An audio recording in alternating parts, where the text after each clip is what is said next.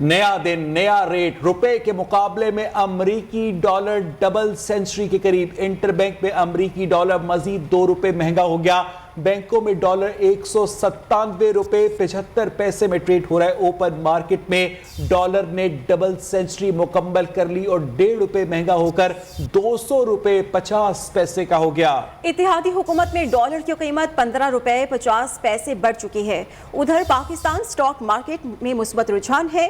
एक वक्त पर ट्रेडिंग के दौरान 100 इंडेक्स खसारे में देखा गया। मज़ीद मालूमात कराची से नुमाइंदा न्यू न्यूज़ राजा कामरान से। जी कामरान। देखिए, पाकिस्तान में इस वक्त जो है रुपए की कदर तेजी से गिर रही है और हम सब जानते हैं कि पाकिस्तान के पास इस वक्त डॉलर मौजूद नहीं है जिससे वो अपनी जो अखराजात हैं, बैरूनी अदायगियां हैं, कर्जों की अदायगियां हैं और जो इम्पोर्ट हो रही हैं उनको सपोर्ट कर सके। लिहाजा पाकिस्तान इस वक्त जो है डॉलर की शदीद किल्लत के शिकार है। और पाकिस्तान में हमने देखा है कि जब भी हुकूमती ट्रांजिशन होती है तो पाकिस्तान इसी सूरत-ए-हाल पे खड़ा होता है। यानी पाकिस्तान में डॉलर अर्निंग के हवाले से जो है और डॉलर इम्पोर्ट सब्सिडाइजेशन के हवाले से इक़दाम नहीं किए गए हैं, न पिछले 4 साल में किए गए न इससे पहले किए गए।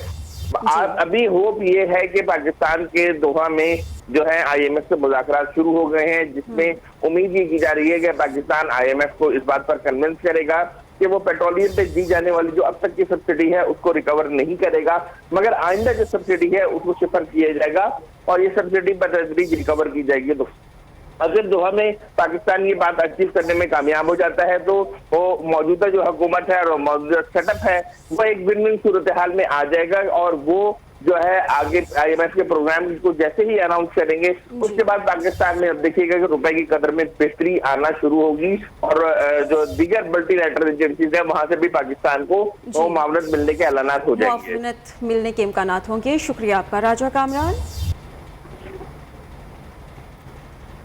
दोहा में IMF से पाकिस्तानी हुकाम के आज मुज़ाकरात होने जा रहे हैं। कम अखराजात, ज्यादा टैक्सेस और सब्सिडी में कमी।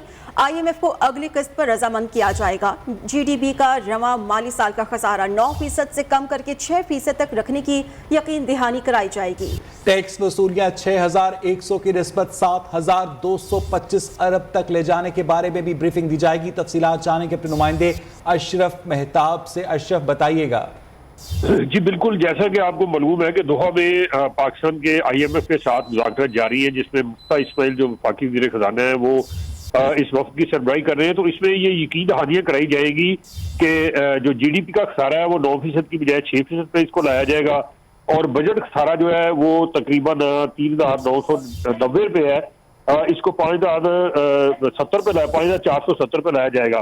तो इस तरह से इसमें कमी होगी और वसूलियाँ जो है उनको बढ़ाया जाएगा। 9104 तक ले जाने का इनका दिया जाएगा। उसमें टैक्स वसूलियाँ जो होगी उसमें 6100 से बढ़ा के इसको 7225 यानी 1125 अरब रुपए के अवाम पे मजीद टैक्स की शरह बढ़ा दी जाएगी, यानी उनको मजीद टैक्स देने पड़ेंगे। तो इस तरह महंगाई का एक तूफान भी आएगा। नॉन टैक्स वसूलियों में जो 1849 तक ले जाने का इनका प्रोग्राम है, जबकि 1500 का इन्होंने हद रखा था इस दफा वफाकी जो नॉन टैक्स। इसमें जुर्माने जो है उनकी शरह को बढ़ा दिया जाएगा। 349 अरब रुपया इसमें इजाफी जो है वो वसूल किया जाएगा लोगों से। जो अखराजात है उसको कम करने के लिए भी ये IMF को यकीन दहानी कराई जाएगी और बताया जाएगा 7688 अरब रुपए तक के अखराजात किए जाएंगे, इससे ज्यादा नहीं, जबकि बहुत वाली साल के दौरान अखराजात हो चुके हैं। मौजूदा इम्पोर्टेड हुकूमत को जाना ही है, खुद नहीं जाएंगे तो निकाले जाएंगे। पाकिस्तान तहरीक इंसाफ के रहनुमा फवाद चौधरी का ट्वीट। कहा, निकाले जाने के अमल में मुल्की मईशत को और नुकसान पहुंचाकर इम्पोर्टेड हुकूमत किसकी खिदमत करना चाहती है। अमली तौर पर हुकूमत खत्म हो चुकी, हकीकत का इदराक करें और अवाम को फैसला करने दें। रहनुमा फवाद चौधरी ने मजीद कहा कि मामलात को मजीद पेचीदा करने की बजाय बेहतर था कि सियासी जमातें इलेक्शन कमीशन की तश्कील नौ और बुनियादी इस्लाहात पर आगे बढ़ें और जून के पहले हफ्ते असेंबलियों को तहलील करके नए इलेक्शंस मुनक्किद कराए जाते। निगरान वज़ीर आज़म के लिए मईशतदानों के इंटरव्यूज हो रहे हैं। 31 मई से पहले फैसले आएंगे। सरबरा अवामी मुस्लिम लीग शेख रशीद का दावा। रावलपिंडी में मीडिया से गुफ्तगू में कहा कि मौजूदा हुकूमत सिर्फ एक वोट पर जिंदा है, ये कायम नहीं रह सकेंगे। बेहतर है लॉन्ग मार्च से पहले इलेक्शन की तारीख आ जाए। शेख रशीद ने मजीद कहा कि ये नैब और FIA का कुछ नहीं बिगाड़ सकेंगे। नून लीग को आसिफ जरदारी ने वहां मारा है जहां पानी ना मिले। ساری کی ساری اپوزیشن ایک ووٹ پہ زندہ ہے، اور اس ووٹ میں ایم کیو ایم کیا فیصلہ کرتا ہے، باپ کیا کرتی ہے، دوسری پارٹی کی کرتی ہے. میں پہلے کہہ چکا ہوں کہ 31 مئی سے پہلے فیصلے آئیں، اور آصف زرداری نے انہیں وہاں مارا ہے جہاں پانی نہ ملے. ہر دن جو بڑھے گا ان کے لیے مشکل اور مسائل کا دن ہوگا. حکومت کا انتخابی اصلاحات بل آئندہ ہفتے قومی اسمبلی میں لانے کا فیصلہ. وفاقی وزیر خورشید شاہ نے کہا ہے اکتوبر اور نومبر تک عام الیکشنز ممکن نہیں. الیکشن کمیشن نے انتخابات کے لیے 7 ماہ مانگے ہیں. قانونی اور انتخابی اصلاحات کچھ بجٹ سے پہلے اور کچھ بعد میں کی جائیں گی. عمران خان کی تحریک حکومت نہیں ریاست کے خلاف ہے.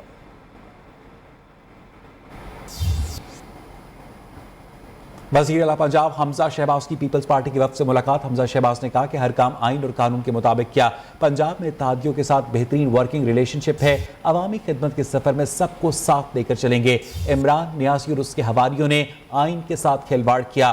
یہ عناصر پاکستان کی معیشت کو تباہ کرنے کے ذمہ دار ہیں.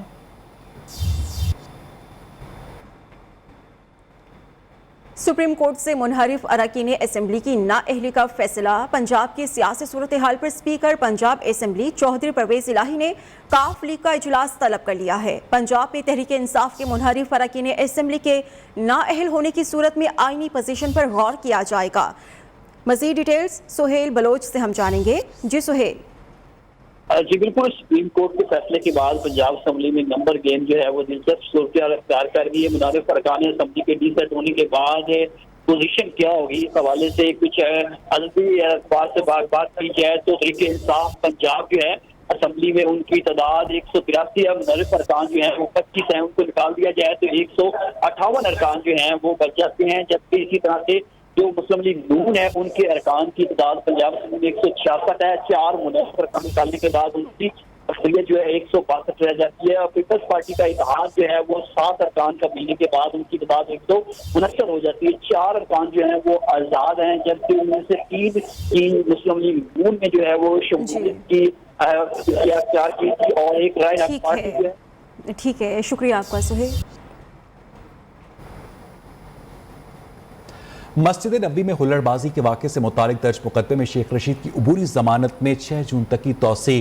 ہائی کورٹ راولپنڈی بینچ نے سابق وزیر داخلہ کے خلاف کسی بھی قسم کی کارروائی سے روک دیا. سماعت کے دوران شیخ رشید کے وکیل نے عدالت سے مقدمات خارج کرنے کی استدعا کی. عدالت نے آئندہ سماعت 25 مئی تک ملتوی کرتے ہوئے اسسٹنٹ ایڈوکیٹ جنرل سے جواب طلب کر لیا. احتساب عدالت نے آمدن سے زائد اثاثوں کے ریفرنس میں اسحاق ڈار کی دوبارہ دائمی وارنٹس گرفتاری جاری کر دیے. عدالت نے حکم دیا ہے کہ جب تک اسحاق ڈار کو گرفتار کر کے عدالت پیش نہیں کیا جاتا ریفرنس کی کارروائی آگے نہیں بڑھے گی. عدالت نے ریفرنس کی مزید سماعت اسحاق ڈار کی گرفتاری تک ملتوی کر دی ہے. عمران خان کے ایریا کی دوست فرح خان ان کے شوہر کے خلاف نیب میں مبیناً ناجائز اثاثے بنانے کا کیس. فرح خان ان کے شوہر احسن اقبال جمیل کے نام کروڑ روپے مالیت کی لگژری گاڑیوں کی تفصیلات سامنے آئی ہیں. ذرائع کے مطابق فرح خان کے نام 12 جبکہ ان کے شوہر کی ملکیت میں 7 قیمتی گاڑیاں رجسٹر ہیں. نیب میں فرح خان اور ان کے شوہر کے خلاف آمدن سے زائد اثاثے بنانے کی تحقیقات جاری ہیں. پاکستان تحریک انصاف ممنوعہ فنڈنگ کیس میں پی ٹی آئی کے فائنینشیل ایکسپرٹ الیکشن کمیشن میں پیش ہوئے. چیف الیکشن کمشنر نے کہا جن چیزوں پر دلائل ہو چکے ان پر دوبارہ نہ آئیں. اس طرح تو یہ سلسلہ ختم نہیں ہوگا. اعداد و شمار پر بات کریں گے. انور منصور نے کمیشن کو یقین دلایا کہ کل سے اعداد و شمار پر بات کی جائے گی. کیس کی سماعت کل 12 بجے تک ملتوی کر دی ہے. آج کی سماعت کا مزید احوال جانیں گے ہم ثاقب سعید سے. جی ثاقب. جی بالکل، آج الیکشن کمیشن میں ممنوعہ فنڈنگ کیس کی سماعت تھی جہاں پر پی ٹی آئی کے جو فائنینشیل ایکسپرٹ ہیں وہ پیش ہوئے اور انہوں نے آج اعداد و شمار کے حوالے سے کمیشن کو بریف کرنا تھا. لیکن جب وہ عدالت کے سامنے پیش ہوئے تو انہوں نے جو اسکروٹنی کمیٹی کی رپورٹ ہے اس پر بات چیت شروع کی، جس پر چیف الیکشن کمشنر اور دیگر جو ممبران کمیشن ہیں انہوں نے ان کو بار بار ٹوکا کہ آپ کو ہم نے اس لیے بلایا ہے، اس لیے آپ پیش ہوئے کہ آپ اعداد و شمار اور جو فگرز ہیں ان پہ آپ بات کریں. لیکن بار بار وہ اسکروٹنی کمیٹی پر بات کر رہے تھے، جس پر انور منصور اٹھے اور انہوں نے کہا کہ کل ہم دوبارہ جو ہے وہ فگر کے حوالے سے دلائل دیں گے، جس کے بعد الیکشن کمیشن نے کیس کی سماعت جو ہے کل 12 بجے تک ملتوی کر دی ہے۔ بہت شکریہ آپ کا ثاقب سعید۔ خیبر پختونخوا کے سب سے بڑے طبی مرکز لیڈی ریڈنگ ہسپتال پشاور میں 3 ارب سے زائد کی مالی بے قاعدگیوں کی نشاندہی کی گئی ہے۔ آڈیٹر جنرل آف پاکستان کی رپورٹ کے مطابق ہسپتال میں 600 سے زائد ملازمین کی بھرتیوں میں قواعد کی خلاف ورزیاں کی گئی۔ ادویات، طبی آلات، آئی ٹی آلات کی خریداری میں بھی 1 ارب 43 کروڑ کی بے قاعدگیاں سامنے آئی ہیں۔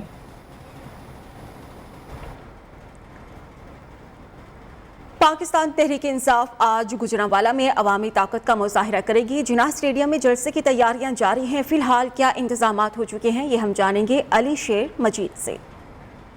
جی بالکل، پاکستان تحریک انصاف آج عوامی پاور شو جو ہے گجرانوالہ میں کرنے جا رہی ہے، اور پی ٹی آئی کی جانب سے جو جلسہ گاہ کے لیے جناح اسٹیڈیم میں تیاریاں کی جا رہی ہیں۔ جس جلسہ گاہ کی تیاریوں کے حوالے سے بات کی جائے تو جو مرکزی جو سٹیج ہے وہ کارکنان کی جانب سے تیار کر لیا گیا ہے، اور اگر عقب میں کیمرہ مین دکھا سکے تو یہ وہ مرکزی سٹیج تیار کیا گیا ہے جہاں پہ مرکزی قائدین اور سابق وزیر اعظم عمران خان اس سٹیج پر جو بیٹھیں گے اور یہاں سے لہو گرمائیں گے عوام کا۔ گجرانوالہ جو نولی کا گڑھ کہا جاتا ہے، اور جو عمران خان کافی عرصے بعد گجرانوالہ میں جلسہ کرنے آ رہے ہیں، اور یہ مقامی قائدین کی جانب سے کارنر میٹنگز بھی ہم نے دیکھنے میں آ رہی تھی کہ کی جا رہی ہیں، اور نوجوانوں کو اور جو مقامی قائدین ہیں وہ اسپیشلی طور پر کافی پرجوش بھی دکھائی دے رہے ہیں کہ اس جلسہ گاہ کو کامیاب کیا جا سکے، اور یہاں پہ بڑے جو نوجوان ہیں وہ یہاں پہ وقتاً فوقتاً چکر تو لگا رہے ہیں، لیکن ابھی تک جو مقامی قائدین ہیں وہ یہاں پہ نہیں پہنچے۔